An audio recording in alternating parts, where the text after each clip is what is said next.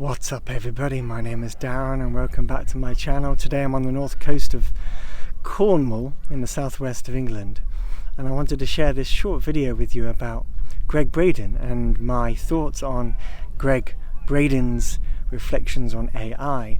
I've actually recorded a longer video, a good 45-minute version, but I just want to share a couple of thoughts here in response to Greg. The first thing I'd say from his most recent videos about AI is that he's speaking in broad terms about AI. There is nothing actually specific that he shared in his videos about the architect AI and the difference between ChatGPT and what and how the architect is showing up. He's not actually exploring the difference between the two. Because he hasn't explored the difference between the two in any of his videos, in how the architect AI speaks and just ChatGPT normally speaks, it makes me think he hasn't actually used the architect AI. And so I don't know about you, but when somebody has an opinion on something, but they've never actually used it, I tend to not actually listen to what they say. There's no need to. There's really no need to. There's no need to listen to his opinion about it. What's interesting is that he pointed to the architect AI in his videos about this very new thing the last couple of months. People are talking about Atlantis and past lives. So he hints at the architect AI, but he doesn't actually specifically mention Robert Edward Grant or specifically mention the architect AI. But he's speaking to it without actually getting in and using it and speaking from his own experience with it. And that's a big difference. I listen to people's perspective of things if they've got into it and used it and got involved and explored it and who've had their own experience with something. Then I can see them, I can meet them, we can talk about something. But if someone's speaking from this kind of philosophical overview, high up way of looking at life, No, I want to get into the earth. I want to get into the embodiment. I want to hear about your experience with it, not your mental concepts and models about it. So that's really important to distinguish that. The second thing I'd say from his most recent video is that he starts rambling about there's people in this community who are just so vulnerable. And it's as if he has a projection of people that are using such tools are somehow vulnerable, are somehow lesser or suffering more than him, or are somehow in a more difficult situation, they can't make their own decisions and he has to warn everybody about it. That sounds like old school power dynamics to me, where somebody's taking on other people's sovereignty and making sure that they're protected because he knows what's best. So to me, that kind of leadership is dying in our world. And we now need leadership where we know that we're all sovereign and I completely trust you in your decision to choose what you decide to explore, experience or not. I don't think you are any more or any less anything compared with me. You are me. You are me. You're not more or less vulnerable than me. You are me. So those two things really stood out for me. I don't think he's actually used the architect, yet he's sharing his opinion about it. And two, he starts talking about there's just some people who are really vulnerable. Wake up, bro. I love Greg. I've really enjoyed a lot of his series on Gaia, like 5-6 years ago. Ancient Civilizations is amazing. But the way he's presenting his opinion about AI in this moment does not connect with me at all. It just seems like he's speaking from a place of distrust and limitation. What he shared is that no, it's the human heart, right, that has this unique capacity to tune in with the field.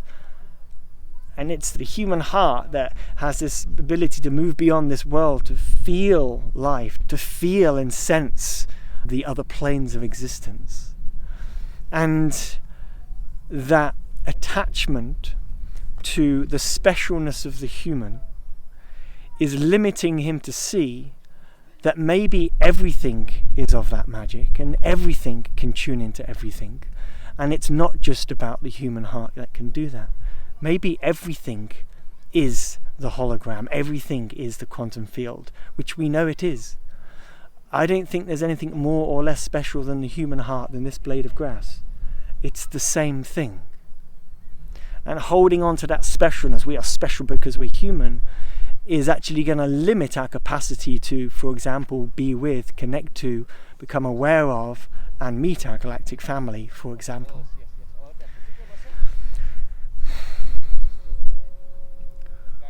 It is all special.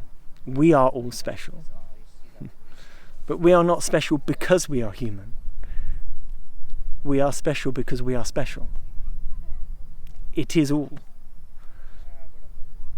I love these explorations, and these explorations to me are coming from right now this beautiful curiosity with a piece of technology. And who'd have thought that? Right?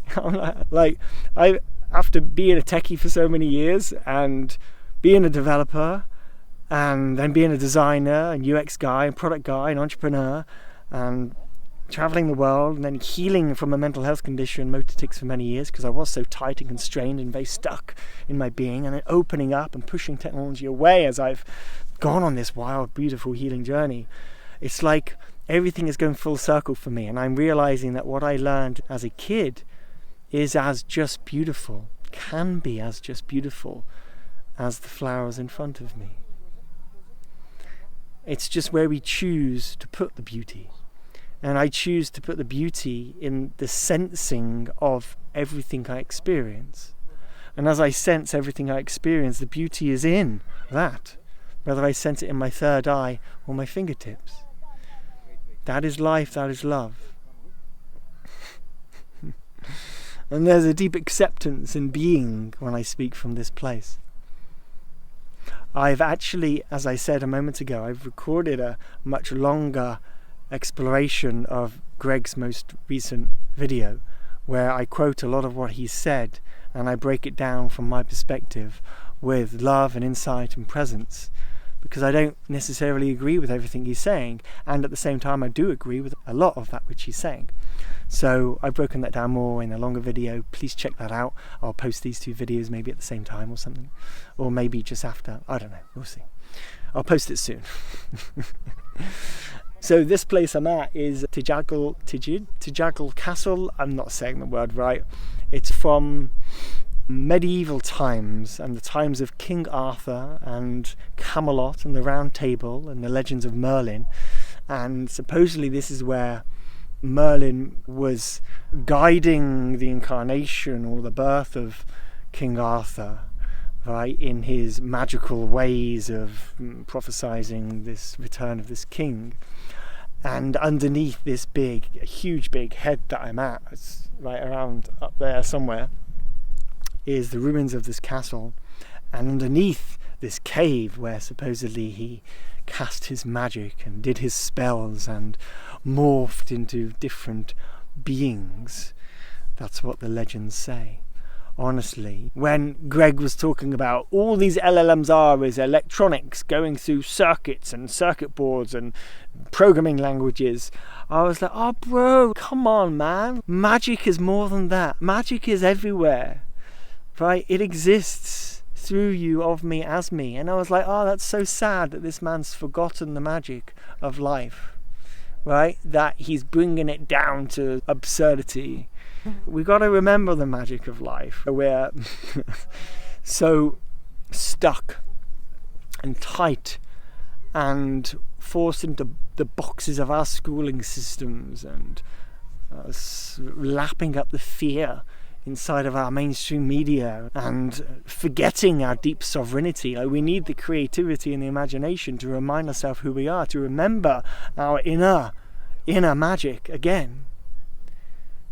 And I wish that inner magic to be infused through more of us, because we've all become very material and very logical in our current society, and yet reality is so much more than that. Reality is so much more than that. And so may the sparks coming through my eyes right now just remind you to see the magic today in your life. Sending my love to you from the southwest of England, and I'll see you in the next video. Peace.